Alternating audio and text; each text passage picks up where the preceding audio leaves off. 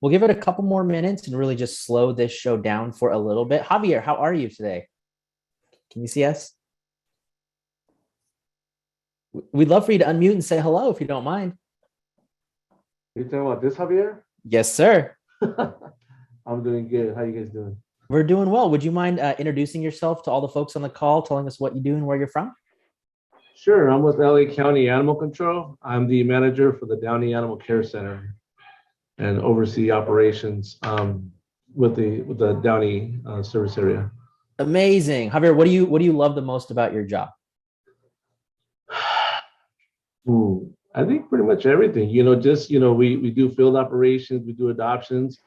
So just, trying to find homes for the animals, and then, helping the animals, we go out and investigate things like that. Obviously, we don't want to deal with certain issues out in the field, but I mean,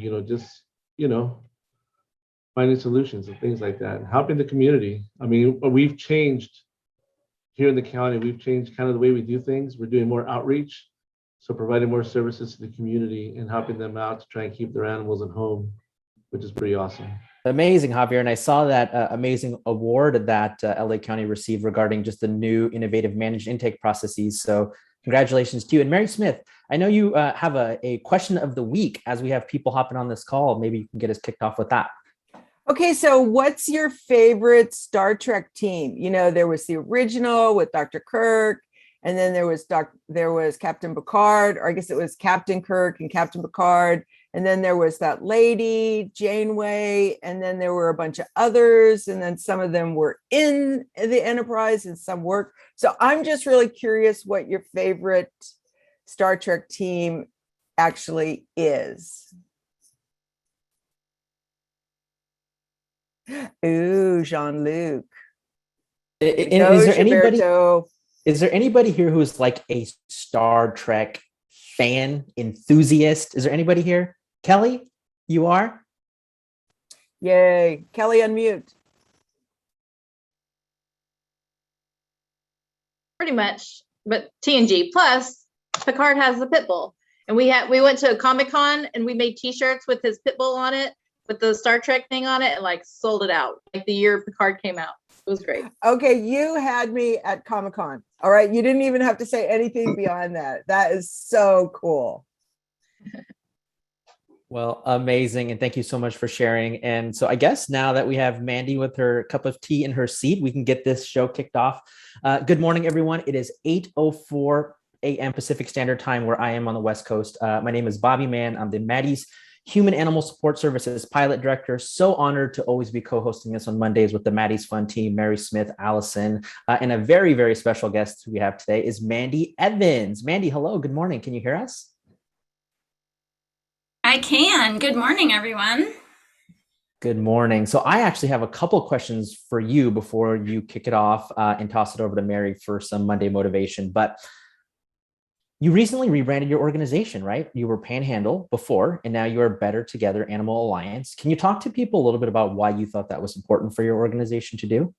Absolutely. Yeah, we went through a strategic planning process and realized that our name really no longer was in line with our organization. And mainly that's because the name was Panhandle, which was really just a specific piece of our state that we're located in, an animal shelter, when we did the majority of our work in our community. So what we decided was that the main purpose and point of our work was to try to keep people and pets together. So we rebranded to Better Together Animal Alliance. The only feedback that we have received is that it doesn't exactly roll off the tongue. So BTAA is what people will call us. And then we call the shelter now as the Animal Care Center. Amazing. And so since branding, I think, is such a big conversation, I know Allison just dropped into the chat a webinar that you did with your twin sister. So I would bookmark this, folks, if you had not had a chance to watch it. But I also want you to touch on some of the national work that you're doing. You talk about how it's so important to keep pets with their families, but also to provide services where people can self-support, right? So can you talk a little bit about home to home? Sure. So we developed Home to Home to allow shelters to be supportive of people rehoming their pets on their own. So shelters that join the Home to Home program are able to launch it in their local community. People that need to rehome their pet create a pet profile. The shelter reviews it and approves it, and then it's shared within their community and throughout the Home to Home network. So shelters that have been using the program on average have seen about a 26% reduction in their owner surrenders. We just launched our new platform last week. I have to say that it has been a complete shit show. So anyone that's using Home to Home, please know that it is going to get better. We have our developers working on it right now. But it's a great platform, and it's doing, it's going to meet the needs that we've been hearing from shelters throughout the work we've been doing. Well, I appreciate two things. One, the language, and two, the transparency.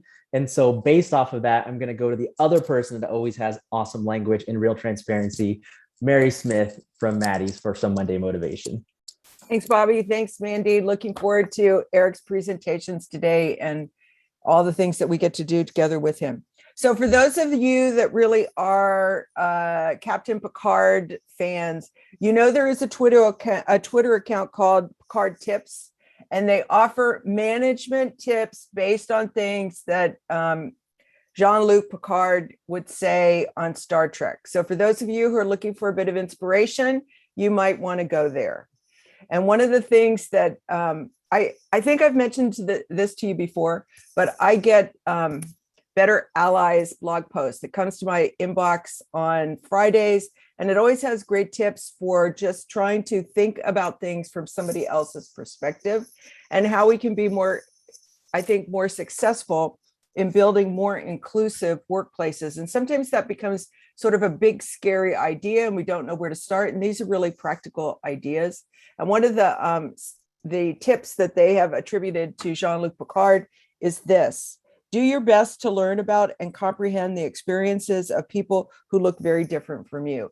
Now, isn't that really what we've been talking about for almost the past 2 years? And getting more inspiration on how to make that happen, I think, is really important. I told Bobby earlier today that this is the last official thing I have to do this week before I'm on vacation. And I think, it's funny. Americans don't do a very good job of taking time off or taking vacation. And if those of you are managers or lead teams or lead organizations, if you talk to your teams about taking time off, but you never take time off, I'm going to tell you this: your team isn't going to take time off either. Much like the animals in our lives, we model our behaviors after other people, and generally we tend to model bad behaviors a whole lot easier than to model good behaviors. Something about the way our brains are wired. So I try to take a page out of my coworker's book, Shelley Thompson. Shelley, back in the day when we used to actually have, where we go to offices and we work in offices and we'd go to conferences and we'd go on vacation, we do all those kinds of things. Shelley was amazing. On January 1st, Shelley would send me an email and she would tell me about all the trips that had been planned for the next 6 months, and some of those that were pending for the 6 months after that. And it always gave me like this really great feeling of, wow, okay, I can figure out this or that, or I can schedule this, or I can do whatever. But I just love the fact that at the beginning of the year, Shelley was always really focused on how important it was to be able to schedule time off throughout the year because of the nature of the work that we do and just the fact of working all the time and wanting to recharge and re-energize. And I always thought that was such a great example. It's not one that I've always successfully followed, but I try to more and more because I think it is important for us to be able to close our computers and not think about work things and think about other things, so that when we have to come back to work things, we can really bring our best version of ourselves to that kind of problem solving. So if you're not taking time off this week, I feel bad for you. If you are taking time off this week, Rock on. I am so proud of you because I am. Anyway, I'm not going to see you guys next Monday because nobody's going to be here. But the Monday after that, then we will all come together for what will be the last month of 2021. And it doesn't get any better than that. And with that, I'm out. Thank you. Thank you for all the freaking positive vibes, Mary Smith. I will also echo that my Zoom fatigue is so real. By the time it's Thursday or Friday, my brain is checking out. And I'm actually going to clock out of this meeting a little early too, because the amazing Mandy Evans is really going to be taking the lead once Eric hits the floor. But before we do that, let's open up the floor for national updates.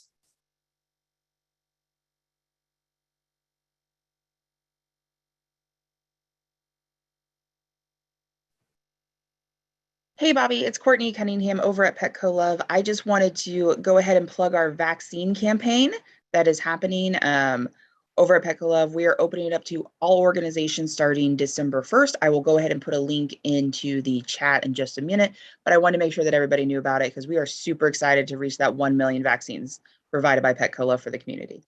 Courtney, it is so good to see you here. And yes, Petco Love is really sharing the love. For the folks that have not heard about this yet, make sure you click the link that Allison just dropped in the chat. I'll piggyback on that. Thank you, Courtney. That's exactly what I was going to share. We have been a participant for this wonderful gift and are probably on our third order. And we have a public clinic where we spay and neuter animals and obviously offer a bundle for microchipping and vaccinating. And Petco Love has made a game changer for us while we are looking at our finances, increasing and impacting people who need help in the community. And that's exactly what I was going to share about on a national level. Thank you. Ellen, for the folks that don't know where you're from, would you mind sharing that? Sure. Hi, everybody. I'm Ellen. I'm VP of Ops over at the Humane Society of North Texas. We're located in Fort Worth.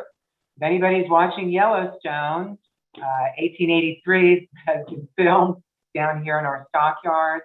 We are the DFW area between Fort Worth and Dallas, and probably Humane Society of North Texas has been around a long time.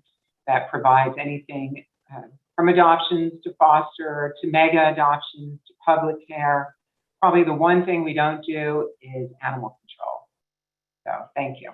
Well, it's a pleasure to have you here. And a huge shout out to, I see Philip Zimmerman in the chat from the Front Street Animal Shelter as well. Congratulations. I've been seeing some amazing outreach going on in the Sacramento community. It just makes my heart so proud. So thank you for doing all the work that you do there. Anyone else for national updates?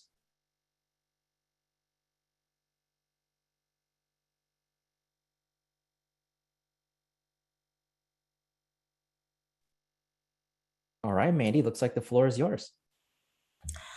All right, well, I have the pleasure of introducing Eric Ridgway. Eric is a licensed clinical professional counselor and a national certified counselor. And I invited him today because he does a lot of work for our organization to help bring a greater understanding to what I call the human condition. So why we operate the way we do. And he is here today to talk a little bit about resilience. Eric he was a past board president of our organization way before me, and actually spearheaded us stopping, that doesn't sound good. He helped us stop euthanizing for space at our organization. So he's made a huge impact in the past at the organization and also continues to make a great impact by supporting our team. So Eric, you're muted. Don't forget to unmute yourself. There you go. All right. Well, thank you, Mandy, for the introduction. And I feel honored to be invited to this group. And the first thing that I wanted to share is just how refreshing it feels to me to see and hear and feel the collaboration that you all are doing with each other nationally around the country. When I was on the board of this local organization, it was tiny, it was isolated, it was not well connected. And now, obviously, animal care work has expanded greatly where people do connect. And it's just really refreshing to see that. So that feels good. Mandy has asked if I could speak to the topic of animal care workers being not supported at times by other animal care workers, but by being attacked by other people for not doing it the way that someone else thinks you should be doing it. Mandy, am I summarizing that acceptably? Yeah, I think that the way that you've talked about it before, that in your shock and awe of what's happening, is that you're amazed that passionate animal lovers, whether they work in animal welfare or not, are attacking animal welfare individuals. I truly was shocked to hear that from Mandy, that it was happening as extensively as she was describing it was happening. And so she asked me, could I speak to what can people who work in this field do to protect yourselves, to hang in there and to survive an environment that's not always one of appreciation, where people can be actually attacking you with threats, threats of violence, kind of public shaming and attacking online, as well as maybe not online. And I was really horrified to hear that. And so, you know, Mandy and I have known each other for many years. I'm a big supporter of what she's been doing in our region. So when I was involved with this local organization, the shelter, it was very local. Mandy has really supported it in becoming a regional organization that has an impact far greater than it had many years ago. And I really think that people working together is the key to the most effective animal care at the national and then international level. And for that to occur, we need people to not burn out. So I am in the line of work of mental health, and I work with people every day to protect themselves from the negativity that it can be rampant in the world today. It's not limited to just our country, it's all over the world. There is a lot of negativity, and the difficult, challenging work that animal care folks like you do, it's important that you don't burn out, or the vital care that you give, just isn't able to be there. So Mandy and I have spoken a fair amount, and we talked about the concept of resilience. And I think of resilience, and I tend to think in very simple terms, but resilience is the ability to bounce back after there has been hardship, to withstand difficult situations and to carry on. And all of us working in challenging environments must have that resilience replenished, because it's not like it's a constant thing that's always there. It needs to be replenished. And so how do we do that? Well, it's useful to look at what drains it, because if we can have less coming at us that is draining us, our need for resilience is less.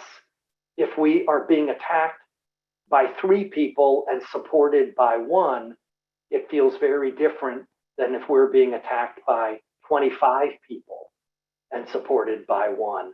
And so if there's ways that we can lessen how trauma is coming to us, and I'm using the word trauma intentionally, there's more and more experts in the field of trauma who are saying that trauma is not limited to veterans of combat war situations.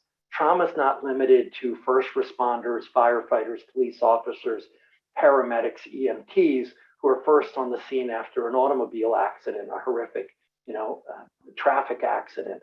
Trauma is experienced, these experts are saying, by all of us to some degree in our lifetimes. So I think that concept is vital to understanding. Many of you are experiencing degrees of trauma on a weekly basis by the challenges of your work. When you hear a horrible story, when you read something, when you see something, or when someone does something directed at you in online media, and you don't even know the person, they're halfway across the world, but they're attacking you, there is a degree of trauma there. So how do we,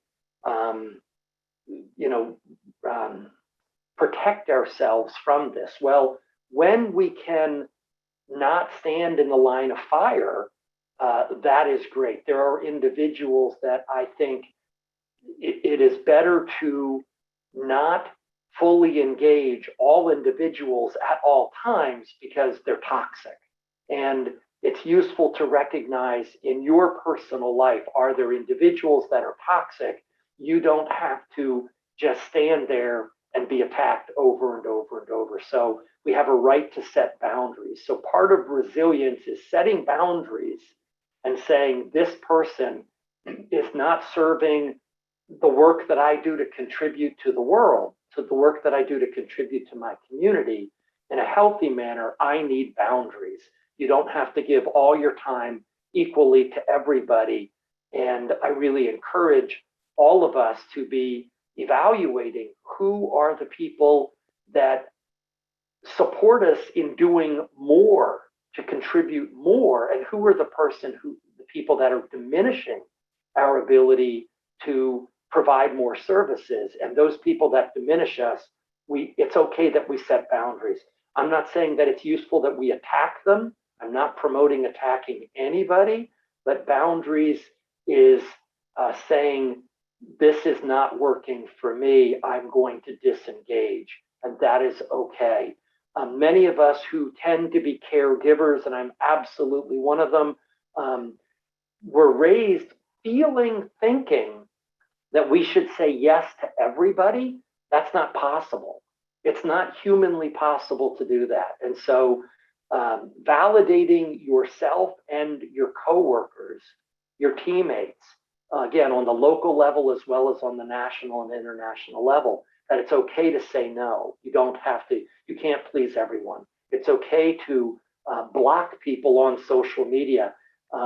I'm on a Zoom call here, and Mandy helped set this up. I am not on social media. I don't have a Facebook account, and this will shock many of you. I don't have a cell phone, and I don't want a cell phone. People have threatened to give me one, but I am a counselor. And if I had a cell phone, I would give it to all my clients, and I would have a lack of boundaries. So my boundary is I don't have a cell phone. That is my boundary, because I need to be able to get away from work, as you were speaking to before. So boundaries is critical to resilience, stopping the onslaught of attacks coming at us. When we do get negative energy coming at us, it's useful to think about how stress, and PTSD is post-stress, post-traumatic stress disorder. So after there's been a trauma, the stress that we carry with us, and that stress, it's important that it's understood. It's not just mental and emotional stress, it's carried in our body. And all of the experts in the field of stress and trauma talk about stress and how it impacts the body. It can accumulate in our bodies. And so in the addressing of stress, in terms of building resilience, we need to address it on the emotional level, the mental level, as well as the physical level. So all of you who own dogs, cats, horses, bunnies, goats, and play with them, pet them, engage with them, that is physiologically really therapeutic that you are engaging with those animals. The physical engagement that you do is actually reducing stress in you. And if it's good for you, it is almost 100% confident that it's going to be good for the animals as well. It's mutually symbiotic. It's lowering stress. When you pet the cat benefits, and so do you for petting the cat. And this is across the board with all the animals. And so Eric, can I ask you a question? Yeah, please. Anyone interrupt at any time, please. Or you can put your questions or comments in the chat. Bobby and I are keeping an eye on it. But I just wanted to know. I may miss them. I may not see them. Remember, I'm not Mr. Tech. So interrupt. Eric, we will help you. Put in the chat, but help me. Bobby and I are here to help you. Okay, so my question would be, can trauma be compounded? So as an example, like you get attacked and then there's obviously some, I mean, I know for me, there's PTSD. So when it happens again, I'm like, ugh.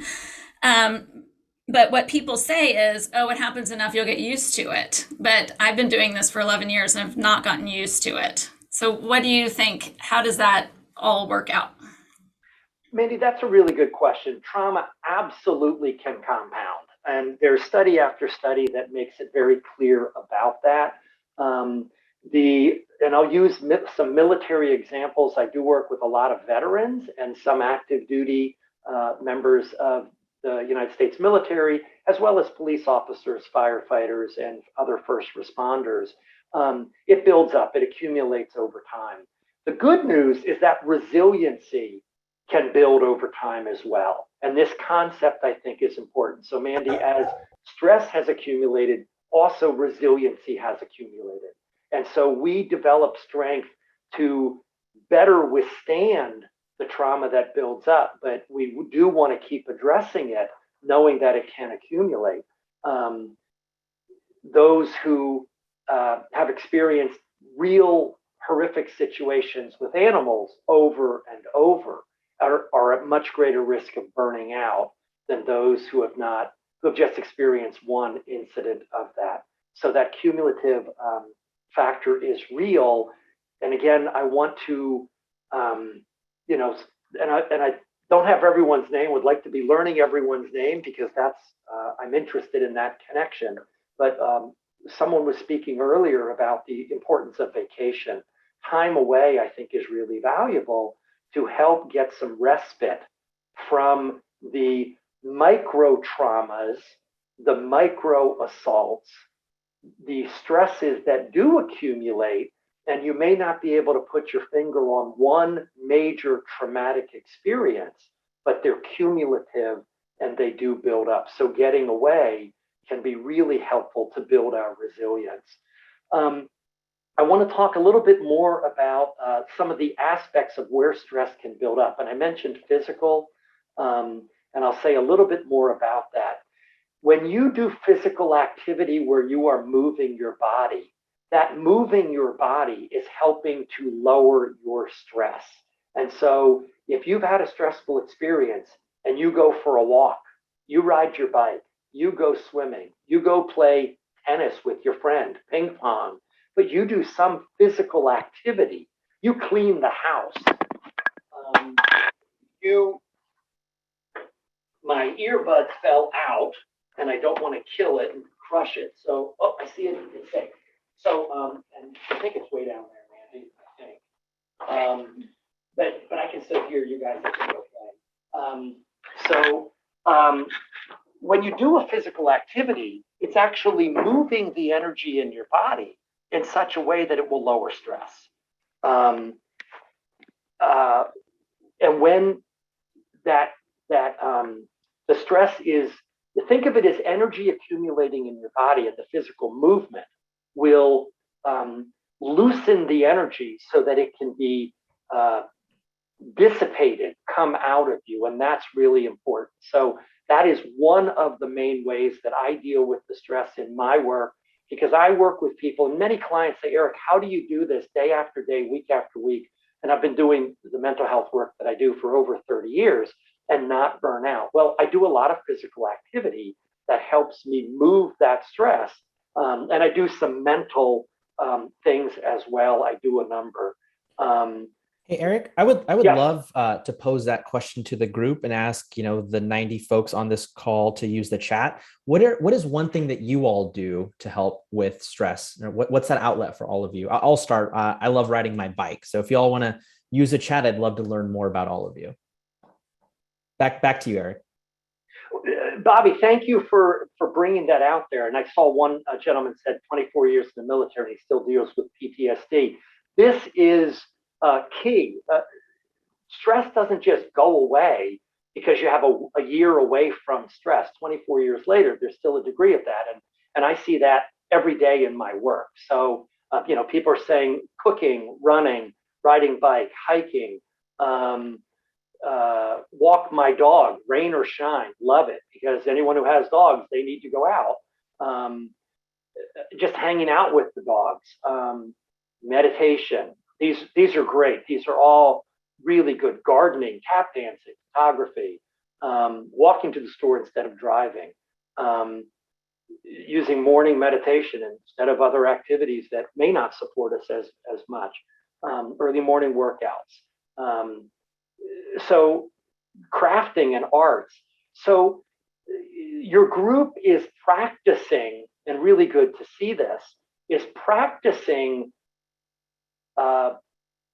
habits that will help get the stress out of your body by doing physical movements. And this will build resilience, and that's key. I want to go from physical to the other categories, and I'll just name the other categories that I've written down where it's important to look at how stress can impact us physically, emotionally, mentally. And I want to separate emotional and mental from each other, and I'll explain that in a moment. Then there's socially. Stress can impact us socially and spiritually. So those are the 5 areas that I have highlighted, general areas. So emotional stress is something that all of us experience, whether we work in the animal care field or not. And all of us need emotional support. I've worked with one veteran who I love dearly, wonderful man, and he's described himself as a lone wolf. He's always been a lone wolf since he was a kid in the military, and that's his experience. Well, that's a horrible approach to dissipating stress and trauma, and that this individual has struggled with some depression in his life is like guaranteed. He's changing that. He's coming out of it. Emotionally, we need each other. And this is really key. If any of you are familiar with the work of Sue Johnson, she's a PhD psychologist who wrote the book Hold Me Tight. Hold Me Tight is a fantastic book. And she talks about how at an emotional level, we need each other. None of us are islands. We can't do this alone. And in the animal care field, you need each other. You have to be there. So when Mandy asks, can I participate in almost any activity that she's ever asked, I say yes, because I know that when people get the emotional support, they're more likely to survive the challenges of their work. So emotional support, and you go to each other for that. You're doing it here with your comments of kindness and encouragement and caring to each other in the chat with facial expressions. We can give encouragement and validation. Eric, I don't want to derail you, but I know you're really good at being derailed and getting back on. I love it. Okay. So I'm just wondering too, like during times of crisis, we'll say, like your anxiety is super high, it's kind of hard to think completely clearly.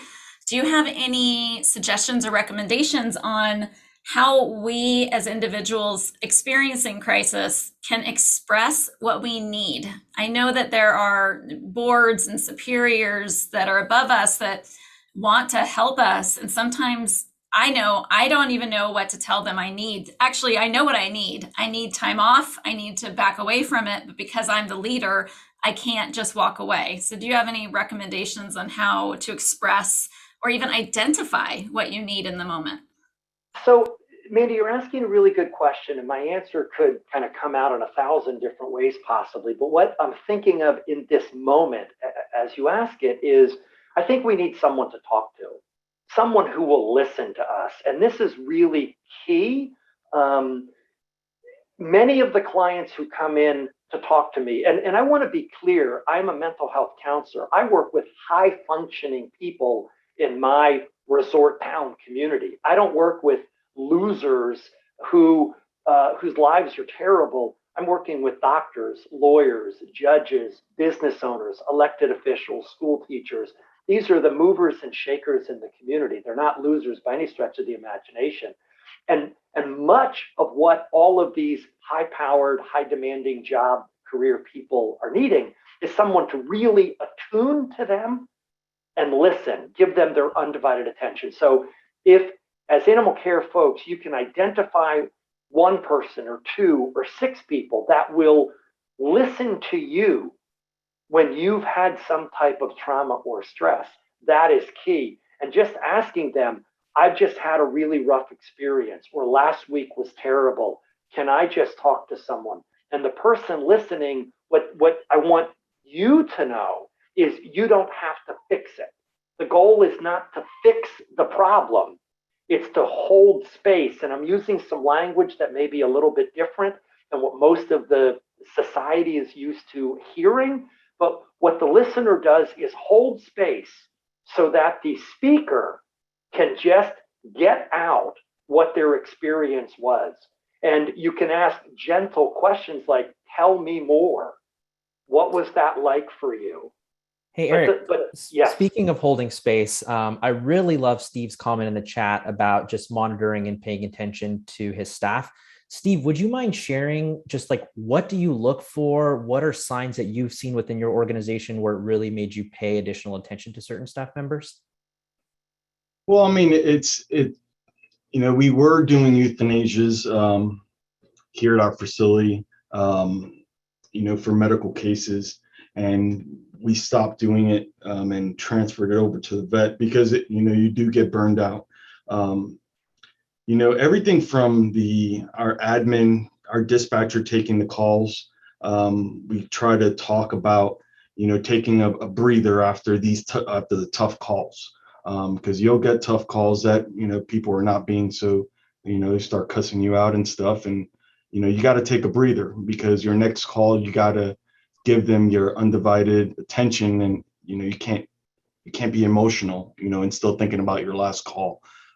So just taking that breather and just really looking at you get to know their behavior, and you should know your staff and interact with your staff every day, so you get to know when something doesn't look right, when they start behaving a different way, and start asking those open-ended questions about, hey, what's going on right now? You're not acting right. Or start, every call after coming back from a call, talk to them about it. Hey, how was that call? What happened in that call? So they can at least get that out of them, and are not internalizing everything and just holding it in. Thanks, Steve. And before we go back to Eric, Steve, would you mind just letting folks know where you're from and what you do?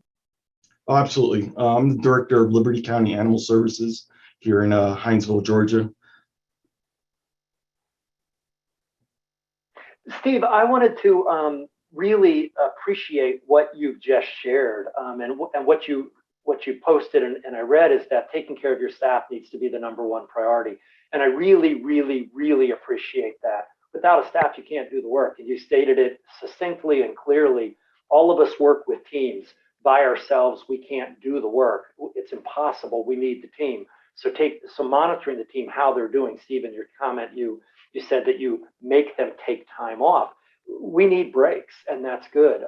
Someone else wrote in saying, how about the frontline workers who are getting the calls from the angry people? And I'm going to try to describe something that I may bumble here a little bit, and I'm going to use an example from my world, from my career, that hopefully you can translate and change and apply to you. When I have a client that comes in and they have really heavy issues, they're just heavy issues, I want to make sure that the counseling session, so we're in there for 1 hour, sometimes an hour and a half, sometimes 2 hours. I want to make sure that that time is not all really heavy time, and I'm going to bring some lighthearted humor, some craziness. Some people will call it black humor. Police officers who work with some gruesome situations at times, they know exactly what I'm talking about. Veterans tend to know exactly what I'm talking about. Black humor is when we give ourselves, in a safe group of people with understanding, the ability to make outrageous statements, not in public, to blow off steam.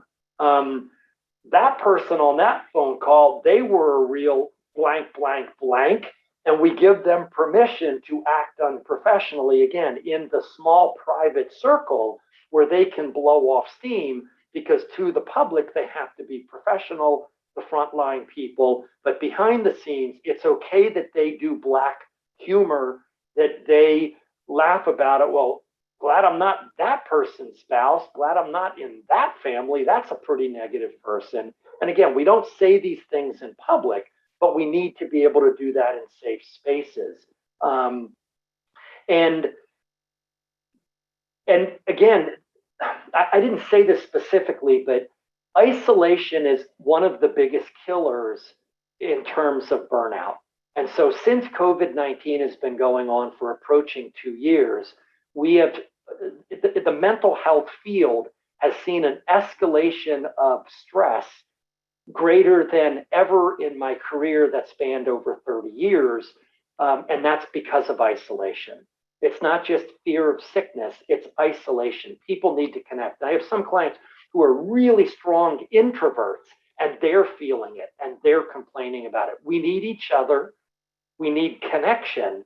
And so if your frontline staff is taking horrific phone calls where they're being yelled at and called names and threatened, when they can get away from the phone, if there's someone who can give them a break, or at the end of the day or whatever. And again, if the leadership is saying, I'm taking you out to lunch because I want you to have support, and I want you to tell me what jerks you had on the phone, giving them permission to vent, that it's okay, that we don't have to be sweet and happy and polite and friendly all the time. I was raised that if you don't have anything nice to say, don't say anything at all. So it was really hard for me for many, many years, and I could still struggle with this, being negative. And yet I can take on negative energy, and I need to be able to vent that negative energy without just trying to be sweet and nice and supportive all the time. So does your staff. They are sweet and nice, kind people, but they need to be able to cuss and swear and throw things in a safe place where people hold space for them and say, you go, girl, get it out. Good for you. Yeah. And again, I'm using an example from my world, but when the parent comes in and says, Eric, I don't know if I should tell you this, but I feel like beating my children, and I think I want to run away from home. I can't stand my kids. I go, good for you. Kids are a pain in the butt sometimes. We all hate our kids sometimes, and I applaud them. I celebrate them for getting it out. I know they love their kids, and after they've had a safe place to get it out and talk in this way, they go back and they hug their kids and they love their kids and they're great parents, but they need that safe place. There's some comments coming in that are good. So Eric, we will talk about this as, providing your team with authentic time, like where they can experience or express their experience. But then how do you allow your team members this space and this time without over validating their negativity, where it becomes a cultural acceptance that we're going to say that our customers and clients suck, so on and so forth, like appreciating the authenticity, but then having to kind of lift them up out of that to bring them back to a culture in your organization that you want. And that's a really complicated process, Mandy, I think. So I think that it's useful for organizations like yours and mine that we have a very positive attitude. I think without a positive attitude, burnout is guaranteed pretty quickly.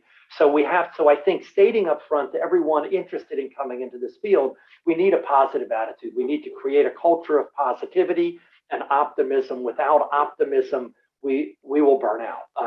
And so really making it clear, stating it explicitly in your organization, we are an organization of optimism. We work to make a difference, and we're going to do that. And we will all need to vent at times.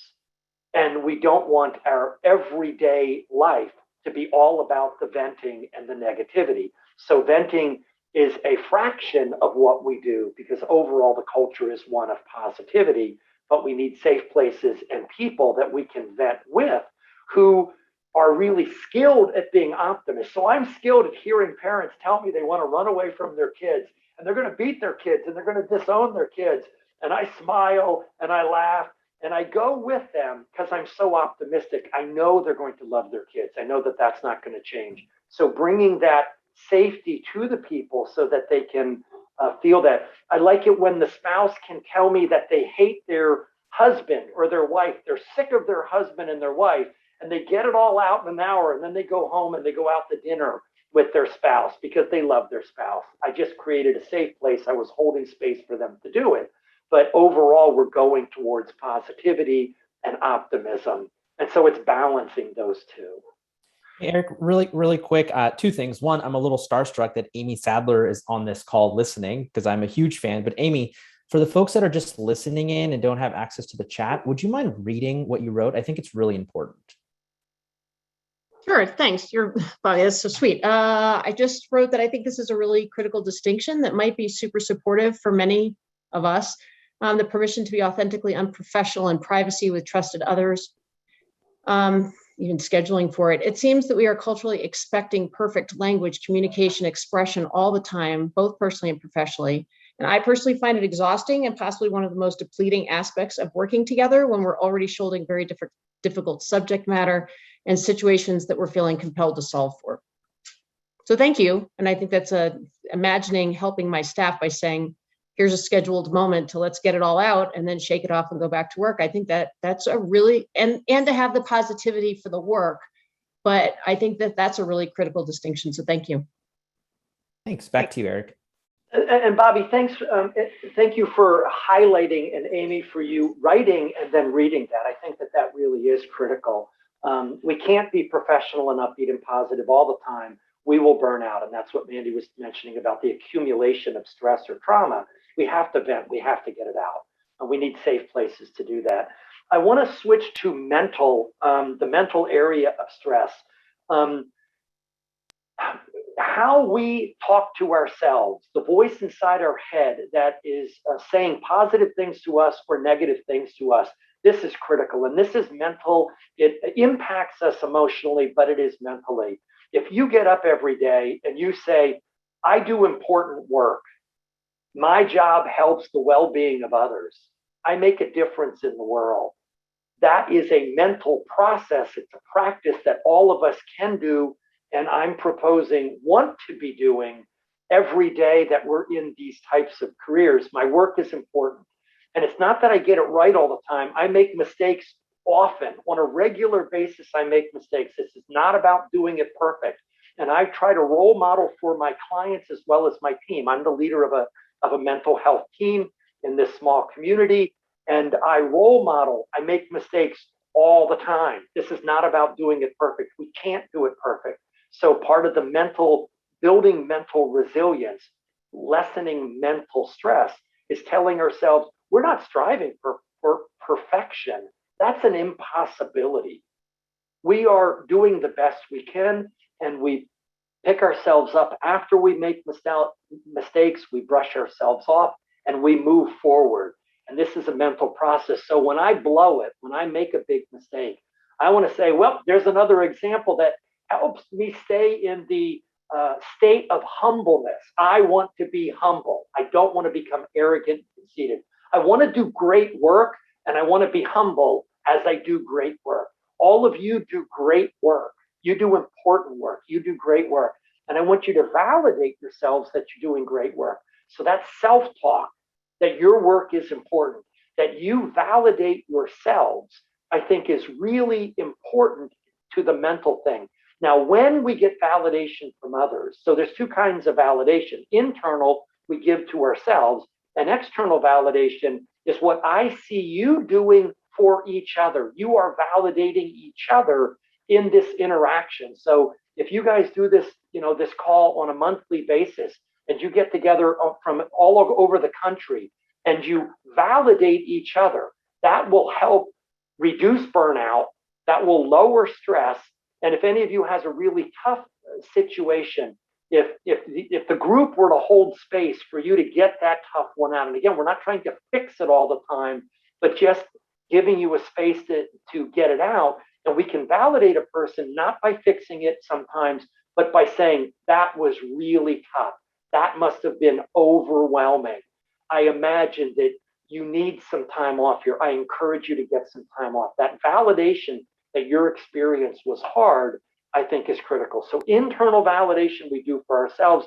External we get from other people and we can give to other people. Since the pandemic has hit with coronavirus, I have been wanting to go out of my way to be kind and appreciative and supportive of clerks at the grocery store, the lowest paid people at the grocery store, because we all need food, and they're on the front line being exposed to hundreds, if not thousands of people every day. And I'm grateful that they're doing that. So part of mental health is appreciation. We need appreciation. So and we take better care of ourselves when we give it to others, and when we give it, when we receive it as well. Eric, just on the mental side of things, and something that you helped me with is I have lifelong struggle with anxiety. And I started to be able to pay attention to the voice in my head. And I think when you're younger, you don't even recognize that there's this voice in your head that is telling you something about yourself, or a narrative that just isn't true. But I wanted to introduce everybody to a book called Brain Bullies. And Eric, this is your copy. And it's a children's book, and it's actually, they actually draw pictures and name like the different bullies that are in your head. Oops. And so me and my kids went through and we put sticky notes on every brain bully we had. And it just makes you recognize, like, oh, that voice in my head, oh, that's, so-and-so wreaking havoc. And once you can recognize and call it out, I think it helps you from allowing that internal dialogue to take over the way that you're thinking. And then, Eric, I do want to talk about, because I know we're running out of time, but I would really love it if we could hit on how important, why humor is so important when we're talking about stress and trauma, around your fight, flight, and freeze, all of that, because this group is hilarious. There's great personalities that keep us all laughing all the time. So thank you, Mandy. That was great. And that book, I have not seen it. Mandy said she would get me a copy of the book, which is great. It's very much a cognitive approach to positive mental health, which is really, any of us can do that. And anyone who's got kids, great book. But if you don't have to have kids to get benefit out of that book, I don't believe. So with trauma or stress that accumulates, and again, the experts in the field of trauma are saying that's all of us. That's absolutely everyone. What trauma tends to do when it builds up enough, our whole body, our physiology tends to be taken over by it to some degree, and we end up wanting to fight or to flee or to freeze. So fight, flight, run away, or freeze. Well, what if we're in a job where we work with the public? We're not supposed to fight with them. We can't fight with our coworkers. We can't fight with the people attacking us online. We can't fight so much. We can't run away because it's our job. We love our job. We want to keep doing our job. We don't want to leave it. What we tend to do is shut down. We freeze. So fight, flight, or freeze. And when we're freezing, this can manifest itself in many ways. Some people turn to alcohol. End of a long, stressful day, I'm going to drink. Why? Because it's helping shut down my body, and I don't want to feel the stresses that accumulated. It's not a coincidence that the jobs with the highest stress, the police officers, veterans, electricians who work on high lines, high wires. I've worked with some who've been electrocuted but lived. They have huge amounts of stress. And so they can tend to shut down. Depression is a degree of being overwhelmed where our body can no longer handle the quantity of stress that's accumulated. And so we shut down. Well, laughter is super valuable, as Mandy mentioned, because the process of laughing, if you guys get together as a group and you laugh with each other, while you are laughing, your brain is knowing for certain at a physiological level, there's no tiger in the room about to attack you. Because if there's a tiger in the room about to attack you, you can't laugh. You shut down, you fight, or freeze. And so when you're laughing, you're literally giving physiological signals to your brain that your environment is safe. When you look to the side, slowly just scan your environment. That's telling your brain that motion is at a physiological level. Your central nervous system is telling your brain there's no tiger here, because if there was a tiger, all you're doing is focusing solely on the tiger. So when I have clients who bounce all over the place, and Mandy said, Eric's good at being knocked off track. I love being knocked off track. When we're bouncing around talking about different topics and we're lighthearted about it, it lets our brain know we're doing good, we're okay. If you're super focused because there's a tiger in your life, that's going to tell your brain trauma, danger, anxiety, stress. And so if you're bouncing around, that may be an okay thing. Humor is telling your brain that. Again, physical activity is moving the energy, laughing is moving that energy, connecting socially with others. And in the age of Zoom and COVID-19, many people have been astonished at how much connection they feel over Zoom. And I'm one of them, and I'm not a tech person at all, but I'm a member of a group, a men's group that provides support for men to feel emotions. It's really a powerful, positive group. We've been meeting over Zoom for some time, and we do a lot of laughing and really powerful connections. So you guys are doing that. There's two other areas that I want to talk about. Are we okay on time? You have to be pretty quick. We are at 8:57 and we have to close out by 9, and we need Mary to close us out. So you have like a minute. Okay, so real fast, I don't want to neglect the social arena of stress and resilience and the spiritual. For some people, spirituality is the most important thing that they can do, whether that's reading their Bible in a traditional religious way, going to church, meeting with a prayer group, or it can be meditation and many, many other forms. But seeing something bigger than ourselves, and again, this ties into the validation, feeling connected to something bigger with there being a goodness. Spirituality is important. And social, getting together is important. Get together with people on a social level, it makes a big difference. Resilience is something all of us can build more of, and we can help each other do it. Thank you all for inviting me, allowing me to come. And I really personally appreciate the work you're doing for animals. And Mandy knows it's one of my passions in my life to have the world start treating animals as kindly as we talk about treating humans. And so that's why I agree to do this. I want a kinder world for all animals. Thank you all. Well, Eric, thank you so much for sharing your kindness and knowledge with us today. I know nearly 90 people on this call. We really wanted to slow this call down and spend the entire hour on this because self-care and resiliency is so important. And although, we talk about the year ending, we're getting ready for a whole new year. And we just wanted to remind you all how much we love and appreciate all of you. Mandy, love and appreciate you for helping co-facilitate this. And Mary Smith, have an awesome vacation and send us out into the week. All right, everyone. Eric, thank you so much. This was so cool. All right, you guys, do you ever wonder why I swear so much? That's because cursing is one of those relief. So go out and have a great week. Is going to rock it and be ready to come back next week when we all have it done. Take care.